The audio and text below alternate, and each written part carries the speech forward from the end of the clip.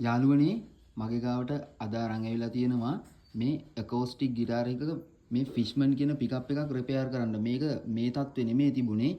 හරිද? එතකොට මේක මම රිපෙයාර් කරලා තියෙන්නේ. මේක රිපෙයාර් කරාම මෙන්න මේ IC එකක් මේකේ ගිහින් තිබුණා මේ ඉක්විලයිසර් එකේ. ඉතින් මම දැන් ඒක රිපෙයාර් කරලා සාර්ථකව නිම කරලා තියෙන්නේ.